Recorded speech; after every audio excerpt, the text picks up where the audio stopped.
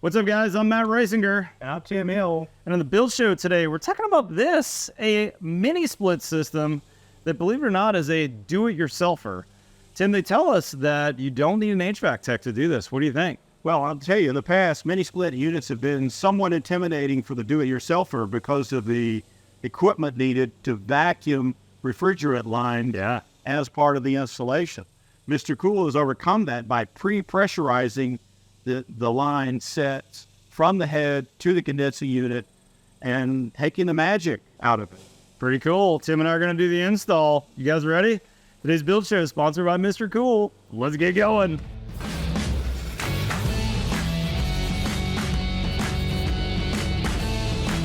All right, Tim, before we get into the install, give me the quick background on this. What's the room here and what unit are we installing? This is a semi-insulated garage door, but the 40-year-old architecture. Therefore, we can't rely too much on the insulated envelope for the thermal capacity of the air conditioning. So it's slightly oversized. Gotcha. For approximately a 600 or 700 square foot garage. 24,000 BTU should be more than adequate to keep it at a comfortable temperature year-round. Yeah, two tons, 24,000. Right.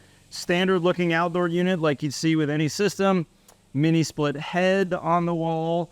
Walk me through the general install. Like, we're still going to need an electrician for this, right? Well, certainly from a condensing unit to your disconnect, it's required to have a licensed electrician install those components. Yeah, this isn't just a 110 plug-in. Right. That's really the only part that's not do-it-yourself here. So assuming from the condensing unit back to the wall, back to the breaker, you have an electrician put in a pigtail and the wiring set, we should be good to go from there downstream. Yeah, okay, good deal. So step one, I'm assuming, is figuring out where we're mounting it and getting prepped?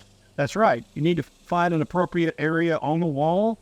The instruction manual has clear information on how far from each wall the head unit needs to be. Okay. Where to drill the hole. There's a template that comes through in a back plate or that goes with the template to hang the head unit on.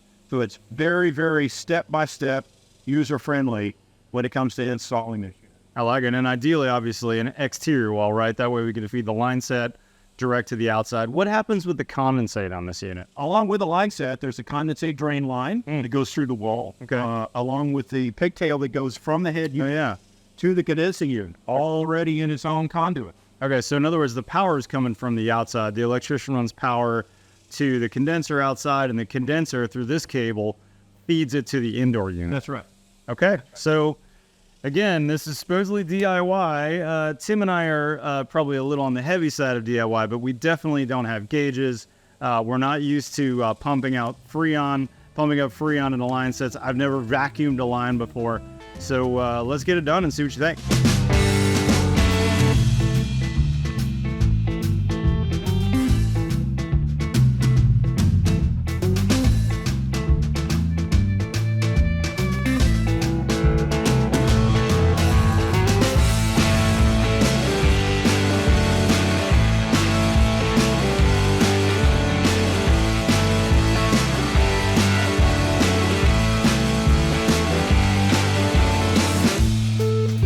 That was way too easy.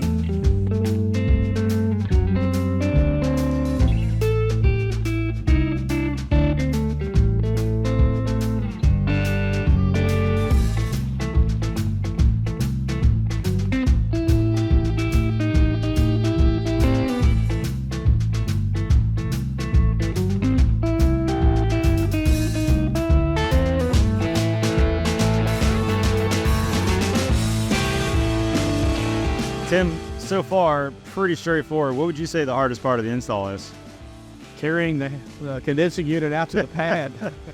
Or maybe breaking through the stone. We went through the stone facade rather than siding. But other than that, so far, so good. Let's keep going.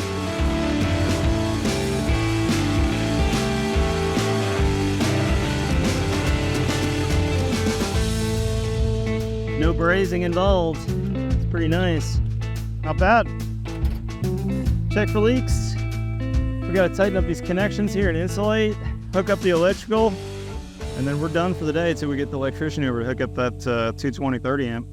Not bad. All right, Tim, all in like 90 minutes for this.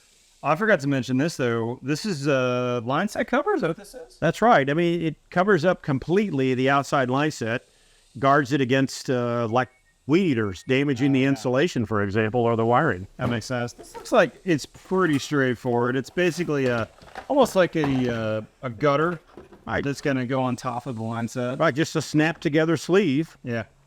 And they've also got an elbow where it comes out of the house. Yeah, and one where it can turn to go down to the unit. Yeah, not bad. All right, so we need electrician, and then we can wrap up the video. Yeah, sounds good. A few moments later.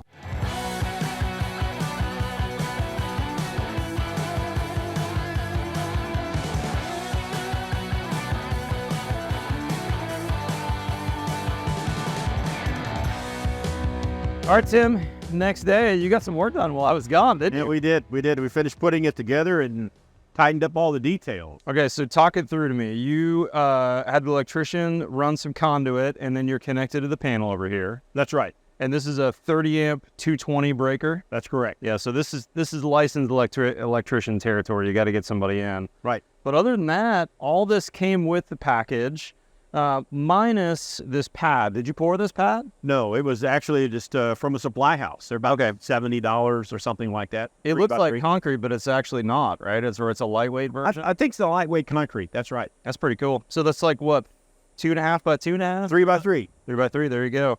And I see you've got some rubber between the feet and the pad. Did that come with the Mr. Cool kit, or did you buy those? It did. It's a vibration isolation pad. Cool. And we just drilled down through the pads into the concrete and set Tapcons. Topcon screws. And It's very stable. yeah. Won't move around. The other thing I'm noticing, Tim, is it's running.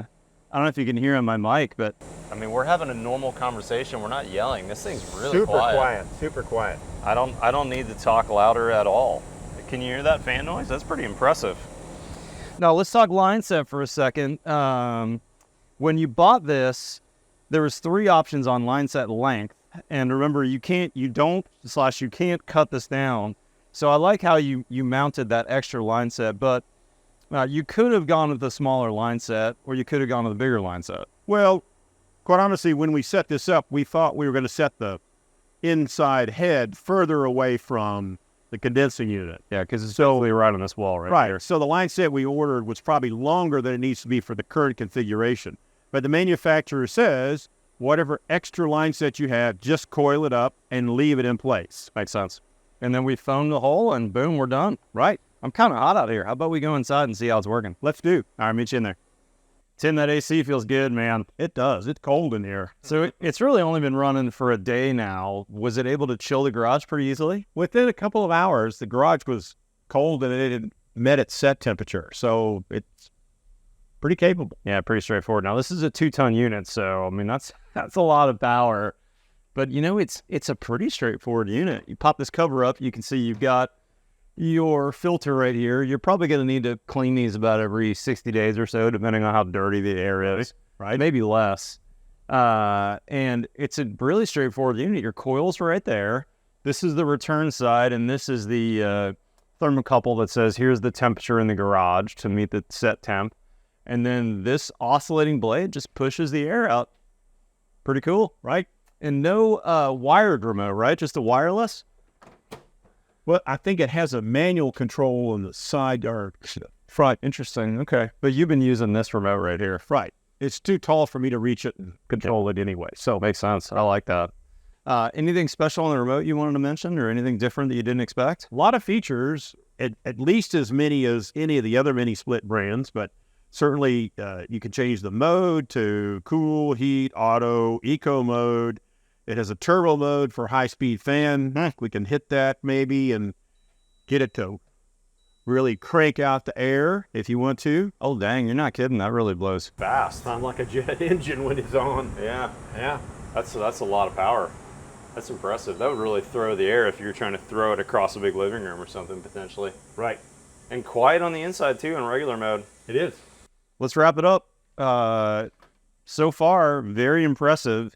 I noticed, Tim, on the outside, that condensate drain pumping the water out. I mean, it's obviously doing its job. It is. This is a garage when garages are not necessarily sealed as well as houses are. And so there is a lot of ambient humidity that it has to remove as part of the cooling process. So that's just part of the nature of cooling a garage. Yeah. I've seen Mr. Cool for a long time. I've had friends that have installed them, but Tim and I had never done one before. I got to say, they meet their promise. I mean, they tell you it's a DIY, pretty straightforward install. It was for us, minus a little electrician's help to get it set up. Not bad at all. No. Pretty straightforward. recommend it. Yeah, I really like it. Guys, big thanks to Mr. Cool for sponsoring today's video. We'll put a link to those guys in the description below. If you want to see more build shows, of course, we got a ton of content for you over at thebuildshow.com, our website that has 13 new videos a week from all our contributors. And of course, hit that subscribe button below. We've got new content here every Tuesday and every Friday. Follow us on Twitter or Instagram. Otherwise, we'll see you next time on The Build Show.